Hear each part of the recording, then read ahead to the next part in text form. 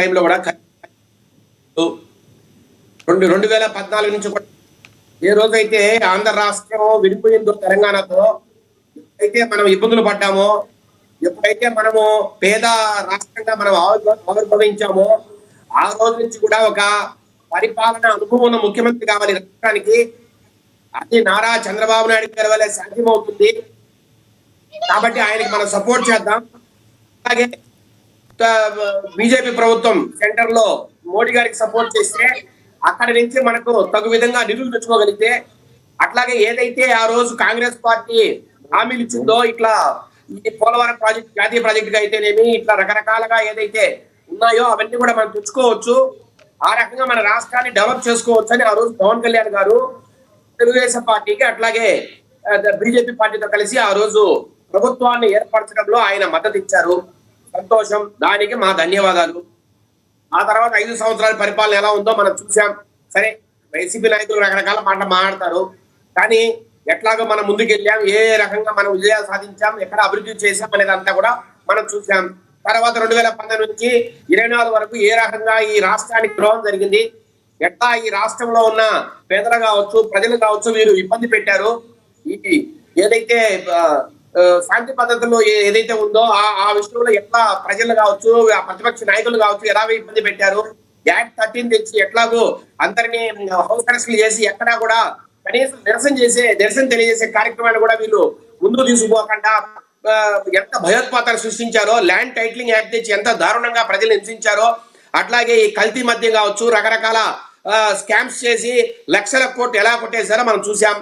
కాబట్టి ఏదైతే ఆఖరికి నారా చంద్రబాబు నాయుడు గారిని కూడా 55 రోజుల పాటు అరెస్ట్ చేసి జైలు పంపి, ఎలా అయితే వీళ్ళు ఒక హింసాత్మకమైన రీతిలో ఒక పైశాచిక ఆనందాన్ని పొందడానికి ఎప్పుడైతే వీళ్ళు ప్రయత్నం చేశారో, ఆ రోజు పవన్ కళ్యాణ్ గారు మళ్ళీ లేదు, మనం కలవాలా, ఈ గూండా రాజ్యాన్ని మనము రాక్షస రాజ్యాన్ని మనం ప్రారంభాలా, బంగాళాఖాతం కలిపేయాలని చెప్పి మళ్ళా పవన్ కళ్యాణ్ గారు అట్లాగే చంద్రబాబు నాయుడు గారు కలవడము, అట్లాగే బీజేపీతో కలవడం, ఇవన్నీ మనం చూసాం.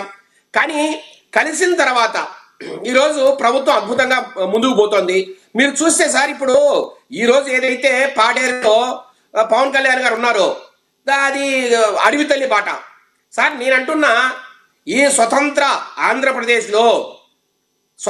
ఆంధ్రప్రదేశ్లో ఏ ప్రభుత్వ అధినేత అయినా ఇంత ముందర, ఇప్పుడు వీళ్ళు చెప్తున్నారు కదా రాజశేఖర గారు సూపర్ స్టార్, పవర్ రకరకాల స్టార్స్ అని, ఆయన ఎప్పుడైనా లేదు జగన్మోహన్ గారు వీళ్ళు ఎప్పుడైనా అడవి తల్లి బాటకు పోయారా? ఎక్కడైనా ఏజెన్సీ ప్రాంతాల్లో పర్యటించారా? ఎక్కడైనా రోడ్లు కావచ్చు, లేదంటే వాళ్ళకి సంబంధించిన ఇన్ఫ్రాస్ట్రక్చర్ కాబట్టి ఎక్కడైనా డెవలప్ చేశారా?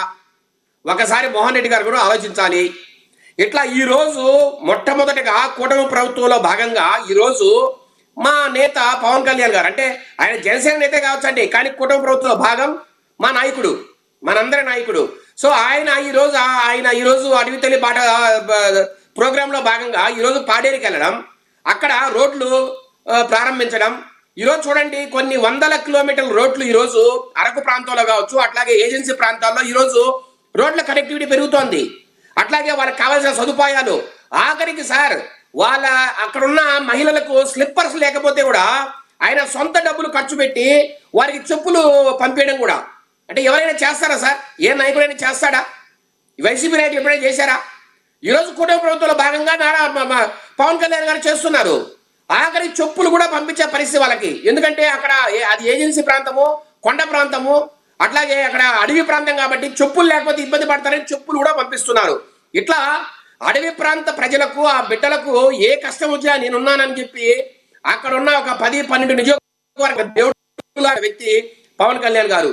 రోడ్లు కావచ్చు, ఇంకా ఇన్ఫ్రాస్ట్రక్చర్ కావచ్చు, అక్కడ నీటి సదుపాయం కావచ్చు, మంచినీరు కావచ్చు, రకరకాలుగా అక్కడ ఫార్మింగ్ అంటే అగ్రికల్చర్ కోసం సాగునీరు కావచ్చు, రకరకాలుగా వారికి ఈరోజు వాళ్ళ జీవితాల్లో కొత్త వెలుగులు నింపుతున్న పరిస్థితి. గిరిజన ప్రాంతాల్లో ఒక విప్లవం ఈరోజు అలాంటిది.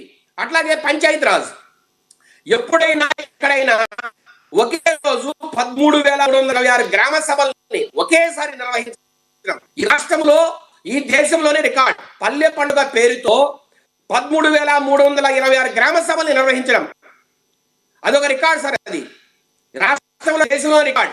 అట్లా నిర్వహించి ఆ గ్రామ సభల్లో ఆ గ్రామ సంబంధించిన సదుపాయాలు ఏమేం కావాలి, వారికి రోడ్లు ఏదైనా తక్కువ ఉన్నాయా, అట్లాగే నీరు ఎక్కడైనా సరిగా రావట్లేదా, డ్రైనేజ్ ప్రాబ్లమ్స్ ఉన్నాయా, ఇలా రకాల సదుపాయాల్ని ఆ రోజు గుర్తి ఆ రకంగా వాళ్ళను ఒక సంవత్సరంలోనే ఆ సమస్యలు తీర్చడానికి పల్లె పడుగుతో ఆయన చాలా అద్భుతమైన విషయం. ఈ విషయంలో పూర్తిగా కూటమి ప్రభుత్వం అన్ని రకాలుగా ఈ ఫండ్స్ కావచ్చు రకరకాలుగా సహకరించి విజయశేఖర్ రెడ్డి వారి సమస్యలు తీర్చడానికి ఆయన మంత్రిగా ఉన్నారు, ఆయన మంత్రిత్వ శాఖల్ని పవన్ కళ్యాణ్ గారు ముందు నడిపిస్తున్నారు. అట్లాగే పంచాయతీరాజ్ డిపార్ట్మెంట్ లో ఏదైతే 10,000 మంత్రిత్వ శాఖలు ఏవైతే ఆయన మంత్రిత్వ శాఖలు ఏవైతే ఉన్నాయో వాటిని అన్ని సజావుగా నడిపిస్తున్నట్టుగా ముఖ్యమంత్రి గారు కావచ్చు, మీరు కావచ్చు, మీరు 100% సాటిస్ఫాక్షన్లో ఉన్నారా జనసేన అధినేత గురించి? ఖచ్చితంగా సార్. పంచాయతీరాజు, రూరల్ డెవలప్మెంట్ కావచ్చు, అట్లాగే ఈ వాటర్ ఫెసిలిటీస్ కావచ్చు, అట్లాగే ఫారెస్ట్ డిపార్ట్మెంట్ కావచ్చు, పర్యావరణం కావచ్చు, ఏదైనా ఎక్కడైతే ఈ ఆయనకి ఏదైతే శాఖలు ఇచ్చారో ఆయన అద్భుతంగా రాణిస్తున్నారు. మంచి మంచి ఆఫీసర్స్ తెచ్చి పెట్టుకున్నారు. మీరు చూడండి, కృష్ణతేజ గారు ఈ రోజు ఆయనకు ఎవరైతే కమిషనర్ ఉన్నారో ఆయన కేరళ నుంచి అదే పనిగా పిలిపించారు. ఆయనకు మంచి ట్రాక్ రికార్డు ఉంది కేరళలో. అలాంటి వ్యక్తిని ఆంధ్రప్రదేశ్ పిలిపించి ఆయన్ను ప్రముఖంగా అక్కడ పెట్టి ఆయన ద్వారా శాఖలు నడుపుతున్న తీరు నిజంగా అభినందనీయం. ఈ రకంగా కూటమి ప్రభుత్వం పూర్తిగా పవన్ కళ్యాణ్ గారి నిజాయితీ పట్ల కావచ్చు, ఆయన చేసే సేవల పట్ల కావచ్చు, ఆయన ఈ రోజు పని చేస్తున్న సార్ మీరు చూస్తే ఈ గత 2-3 రోజుల్లో ర్యాంకింగ్స్ కూడా ఇచ్చారు. మినిస్టర్స్ కు, చీఫ్ మినిస్టర్ కు అందరికి కలిపి ర్యాంకింగ్ ఇచ్చిన దాంట్లో ఈ ర్యాంకింగ్ లో 4వ స్థానంలో పవన్ కళ్యాణ్ గారు ఉండడం ఈరోజు నిజంగా అద్భుతమైన విషయం. గత సంవత్సరం 10వ స్థానంలో ఉన్న పవన్ కళ్యాణ్ గారు ఈసారి 4వ స్థానానికి ఎగబాకడం నిజంగా ఆయన చేసిన గొప్ప కృషిలో భాగం కదా. ఈరోజు ఇన్ని శాఖలు ఉన్న ఆయన దాంట్లో వచ్చే రకరకాల గ్రీవెన్సెస్ కావచ్చు, అట్లాగే రకరకాల ఇష్యూస్ కావచ్చు, ఆయన ఏ రకంగా వాటిని పరిష్కరిస్తున్నారు, ఆ ఫైల్స్ ని ఏ రకంగా ఆయన క్లియర్ చేస్తున్నారు. సార్ నాకు తెలిసి ఈ రాష్ట్రంలో వివిధ డిపార్ట్మెంట్స్ లో పంచాయతీ రాజు, రూరల్ డెవలప్మెంట్, అట్లాగే ఫారెస్ట్ వీటికి వచ్చినన్ని ఇష్యూస్ కావచ్చు, లేదంటే ఫైల్స్ కావచ్చు, ఏ దేంట్లో రావు సార్. తర్వాత హెల్త్ అండ్ ఐటీ కావచ్చు, లేదంటే ఎడ్యుకేషన్ సంబంధించి వస్తాయి, కానీ ఎక్కువ వచ్చేది పంచాయతీ రాజు, రూరల్ డెవలప్మెంట్ లోనే. మరి ఆయన అంత అద్భుతంగా రాణిస్తున్న తీరు ఈ రోజు రాష్ట్రపతి చూస్తున్నారు. ముఖ్యంగా నారా చంద్రబాబు నాయుడు గారు కావచ్చు, మా నేత లోకేష్ గారు కావచ్చు, చాలా ఈ రోజు అభినందిస్తున్నారు పవన్ కళ్యాణ్ గారిని.